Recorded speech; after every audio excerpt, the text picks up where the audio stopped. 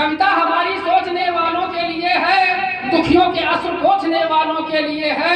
तो सिंगार और अंगार है कविता के हाथ में, तलवार कफन नोचने वालों के लिए है।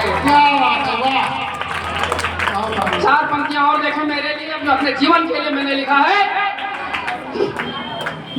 सच कहकर अंगार उगलता हूं तुम ज्वालामुखी कहो, सच कहकर अंगार उगलता हूं तुम ज्वालामुखी कहो, लावा बनकर रोज पिघलता हूं तुम ज्वालामुखी कहो। और कायर वो धरती जिसकी छाती फटने से डरती हो, कायर वो धरती जिसकी छाती फटने से डरती हो, मैं बनकर गुबार निकलता हूं तुम ज्वालामुखी कहो, मैं बनकर गुबार निकलता हूं तुम ज्वालामुखी कहो। चार पंक्तियां मैं देना चाहता हूं इस देश के प्रधानमंत्री के लिए, जो विकास की बात कहते हैं ना। हम उदाहरण देते हैं, अगर आप मेरे तर्क से सहमत हो तो मुझे आशीर्वाद दीजिएगा। समाधान होता विकास तो फ्रांस नहीं रोया होता, क्या बात है, क्या बात है। समाधान होता विकास तो फ्रांस नहीं रोया होता, वर्ल्ड ट्रेड सेंटर ने यूं अस्तित्व नहीं खोया होता। समाधान होता विकास तो फ्रांस नहीं रोया होता, वर्ल्ड ट्रेड सेंटर ने भी अस्तित्व नहीं खोया होता।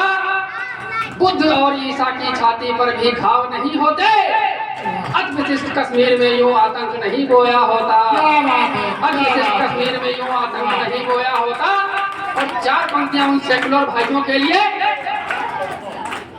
जो कहते हैं हिंदू मुस्लिम सिख ईसाई आपस में सब भाई भाई।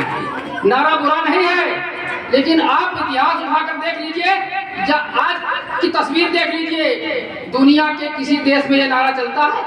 नहीं। दुनिया के किसी देश में नारा चलता है? जो हमसे अलग हो गया पाकिस्तान, वहां पर ये नारा चलेगा? बांग्लादेश में चलता है, चीन में चलता है, श्रीलंका में चलता है। तो क्या भारत भी सबकी माता? भारत ही खाला जी का घर है? सोचिए विचारिए। चार पंक्तियां मेरी हजम कीजिए। वही हिंदू मुस्लिम सिख ईसाई आपस में सब भाई भाई, हिंदू मुस्लिम सिख ईसाई आपस में सब भाई भाई। अर्थवान होगा तब नारा जब पूरी धरती हो माई, अर्थवान होगा तब नारा जब पूरी धरती हो माई।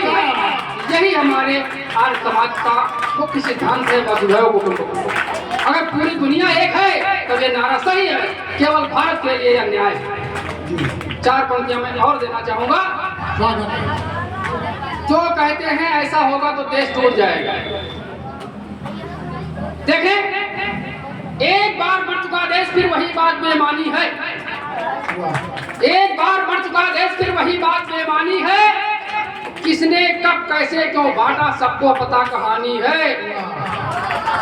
एक बार बढ़ चुका देश फिर वही बात बेमानी है, और किसने कब कैसे क्यों बांटा सबको पता कहानी है।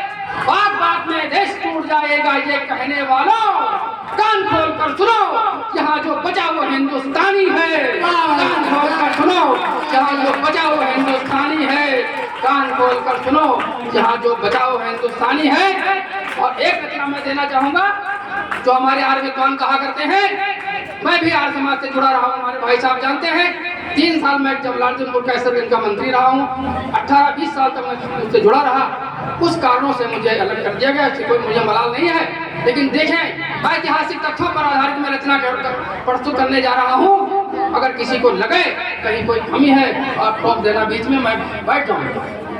कितने झेले आघात हृदय को अब कैसे समझाएं हम भैया, कितने झेले आघात हृदय को अब कैसे समझाएं हम। तो तुम देते रहो तलाक, मिलन के गीत कहाँ तक गाएं हम। कितने झेले आघात हृदय को अब कैसे समझाएं हम, और तुम देते रहो तलाक, मिलन के गीत कहाँ तक गाएं हम। गजनी गौरी तैमूर लंग अब्दाली नादिर शाहों को, गजनी गौरी तैमूर लंग अब्दाली नादिर शाहों को, कैसे भूले भारत माँ की छाती पर जली चिताओं को। कोई आग बता दे ये आकर, किस डर से उसे बुझाएं हम। तुम देते रहो तलाक, मिलन के गीत कहाँ तक गाएं। दिल्ली बजने रणभूमि जीत कर क्षमा किया 16 बार, दीपक ने रणभूमि जीत कर क्षमा किया सवल हो बार। इस क्षमादान के बदले में गौरी का क्या था प्रतीकार? चौहान की आंखों में सला के घाव किसे दिखलाए हम? तुम देते रहो तलाक, मिलन के गीत कहाँ तक? वाह भाई वाह, बजाओ तालियां। गोविंद सिंह के छानों का जिंदा दीवारों में चिन्हना, गोविंद सिंह के छानों का जिंदा दीवारों में चिन्हना, गुरुओं की धर्म पत्नियों का सामूहिक शील हरण करना, बंदा बैरागी की छाती का मांस दे करके भी मुस्काए हम, तो तुम देते रहो तलाक, मिलन के गीत कहाँ तक गाए? क्या बात है, वाह। तुम देते रहो तलाक, मिलन के गीत कहाँ तक गाए हम?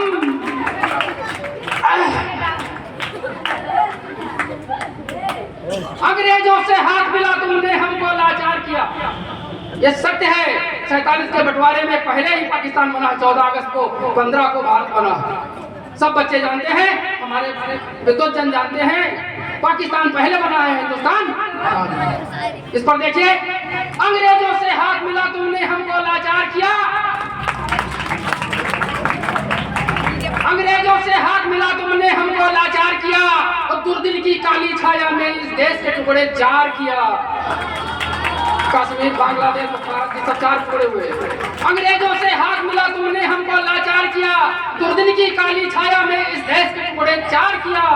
बिन कासिम से जिन्ना तक का इतिहास किसे पढ़वाए हम? तो तुम देते रहो तलाक, मिलन के गीत कहाँ तक गाए हम? कहाँ तक गाए? और कश्मीर गवाही है, कश्मीर गवाही देता है मुंबई धमाकों से सहमी, कश्मीर गवाही देता है मुंबई धमाकों से सहमी। छाती का लहू पीने वाले दाऊद मेमन से बेरहमी, राष्ट्रद्रोहिता का इससे अच्छा प्रमाण कहाँ से लाए हम?